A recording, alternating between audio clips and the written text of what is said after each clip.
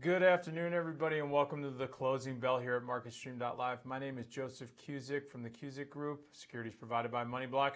Let's just give you your wrap up today. It's been one heck of a day. The Dow ended up today at 18,923, up about almost 0.3%. NASDAQ was up to 5275.62, up about 1.1%, and the S&Ps finished the day at 2180.39, up about 0.75%. Now, we saw that it was a little bit of a mixed market as far as volume was concerned. Action came lower on the New York Stock Exchange with around 817 million shares. The average is around 924 million.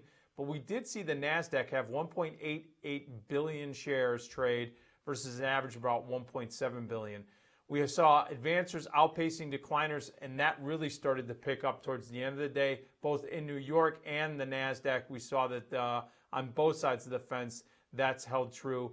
And we saw that new highs were outpacing new lows.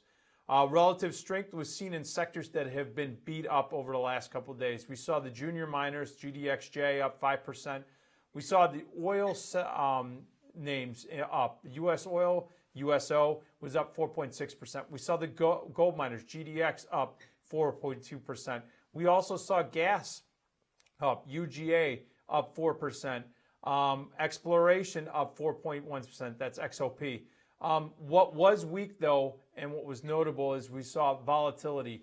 VIX and VXX both finished down about 4.3%. We also saw some weakness in some commodity names, like sugar was down about 2.43%.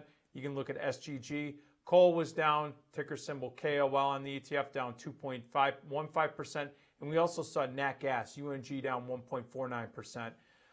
Today's action, again, came with continued rotation in and out of different sectors. We haven't seen it move out of into different segments of the market, so we're not seeing any safe trade or safe haven trade. We're just seeing a rotation within different sectors based upon the fact that we're starting to see more and more come out about the Trump policies come online in the first 100 days.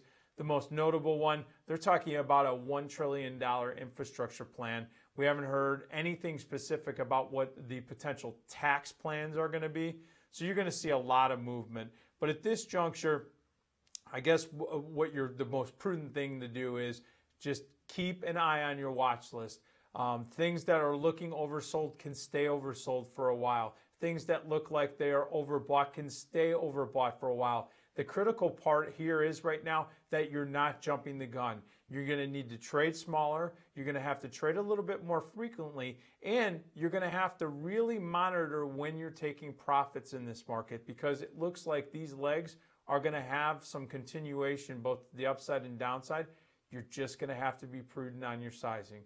All right, that's it for the closing bell right now. Tomorrow morning, we are going to be doing taking a look at the overnight action at 8:30 a.m. Eastern Time. We're also then going to do the What's Hot on the Open at 9:30 Eastern Time. We're going to be covering everything that's going on in the markets, get you ready so that you can make the best possible investing and trading decisions. So that's it right now from MarketStream.live. Have a great night, and we'll see you tomorrow. Take care.